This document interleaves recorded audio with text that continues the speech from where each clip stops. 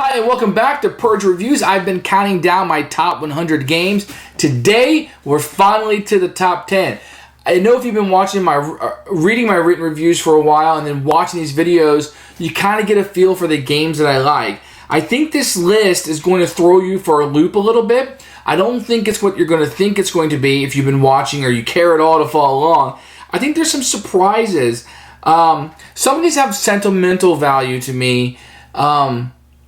But I'll get into that. We are right now almost at 500 subscribers. We do have a contest going on to get to 700. We're giving away a brand new and shrink copy of Manhattan Project Chain Reaction Deluxe Edition.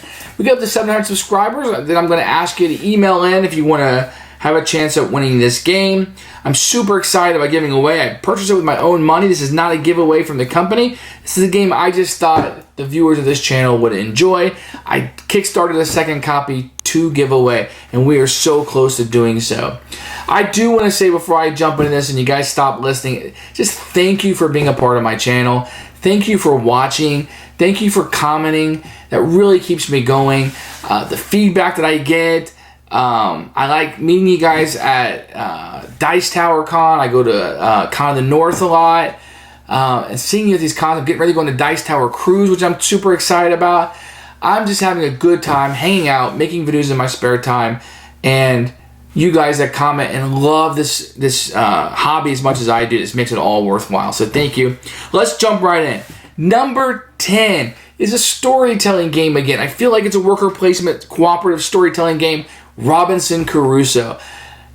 My friends Dylan and Aaron and I sat down and played this game, and we had a whole story going around the cook named Cookie, and I was playing Cookie, and I would go out in the woods and I would just fight these beasts for no reason, and every time I would just go insane. I'd have to fight an animal, and it was just funny that the cook would do that. We had such a great time with it.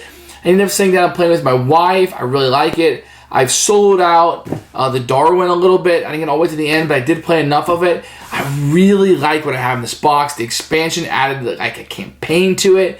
It's just brilliant. This game is wonderful. There's a lot of pieces going on. There's a lot of little rules.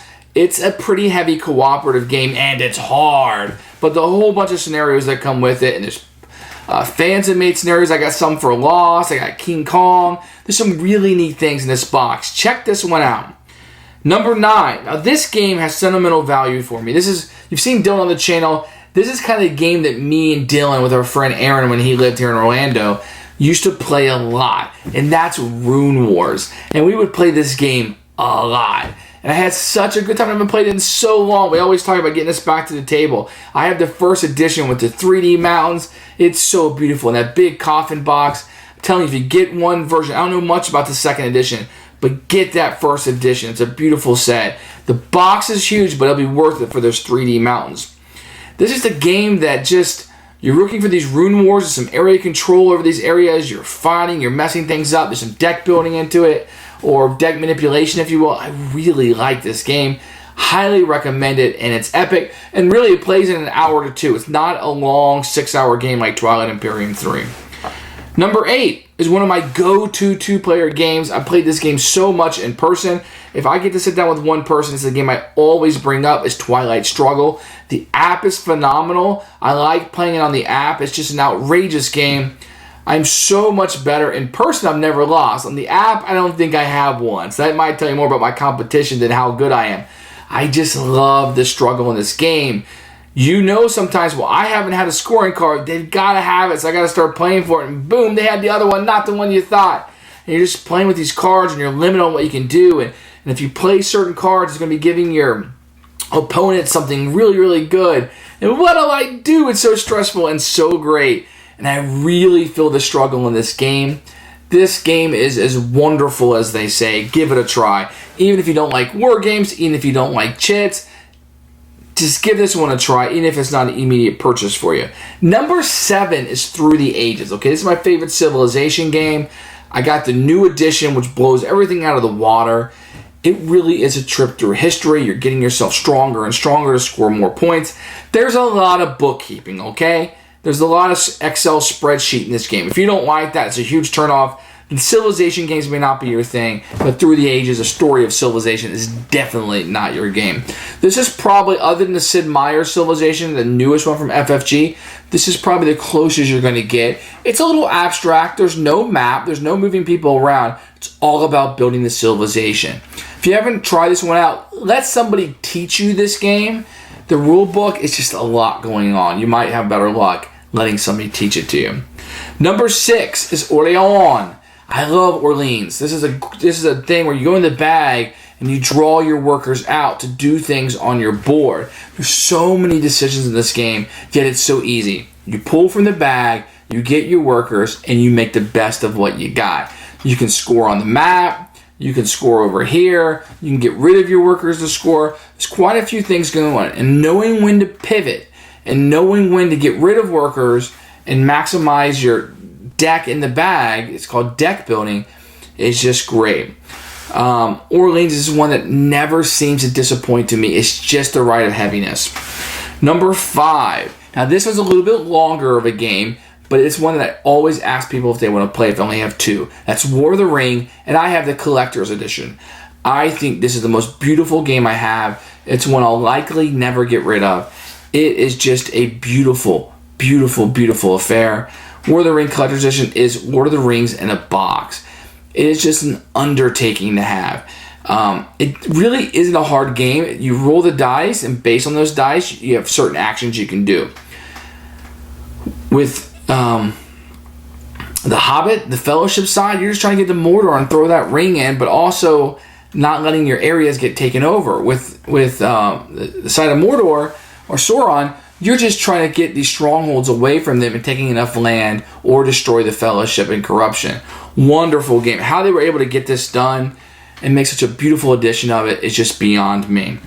Number 4 is Agricola. Now this is my wife, and if you put our combined together, this is probably our favorite game together.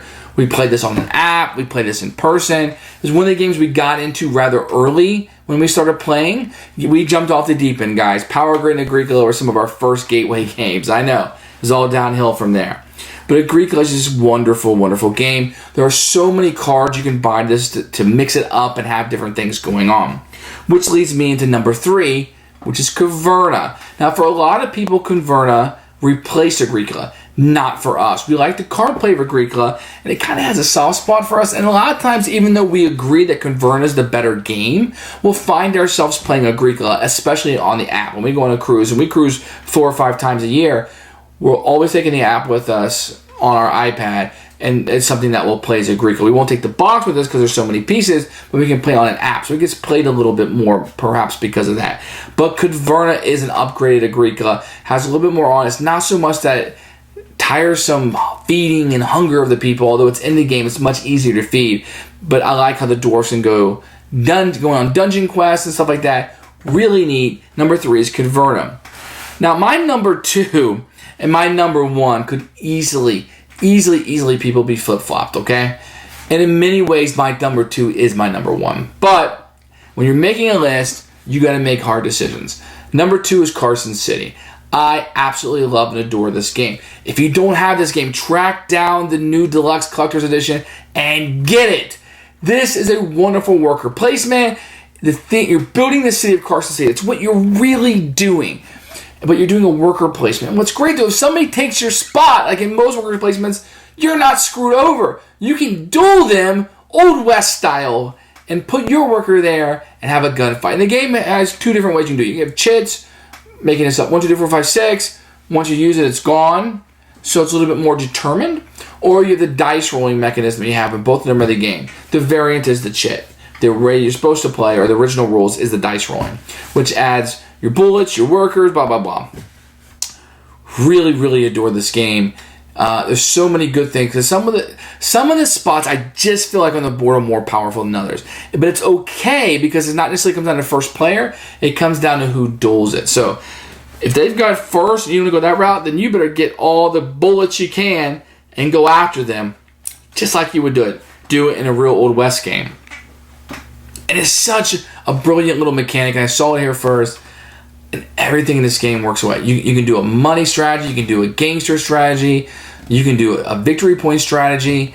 It just works well. I love Carson City, and the theme just bleeds through for me. Promise me you'll check this one out. Now, my number one may be a little controversial, but here we go. My number one is Legendary Marvel. This game, I have a gaming group that I've been playing with probably 6 or 7 years every Sunday. And Marvel's our favorite game, Legendary.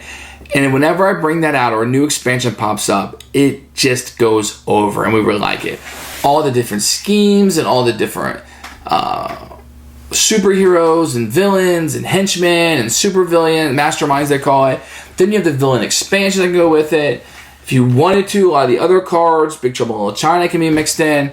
But Marvel Legendary is where it all started with me. Pretty much, if you like a Marvel superhero, it's in this game. If you want to play against a Marvel mastermind, he's probably in this game. And the game just keeps bringing out more stuff with Civil War. I just really like deck builders. I really like superheroes. And I really like the combinations too in this game. This is my favorite game. I've had the best experiences with this game. I have memories that will last me a lifetime because I'm based on this game. And that's what gaming is all about. Well, thanks for watching my top 100 games. I know I'm not the first person to do this list, and I won't be the last one to do a list like this, but I just felt like it might be fun to do it. And following the footsteps of giants in this board gaming industry, I'm glad to be a small part of it, even just as a game player. I appreciate everybody watching these reviews. If you don't mind subscribing to the channel or commenting down below, it really just encourages me and helps me through when I'm making these videos late at night. Thanks for watching. And guys, next time you play a game with somebody, make sure you take a moment. Tell them how much you appreciate playing with them. Tell them how much you enjoy their friendship and just coming over and saying hello to you. Never forget why you play games, which is to hang out with your friends and have a good time. Thanks for watching the top 100 of the Purge reviews, and thanks for always supporting the channel.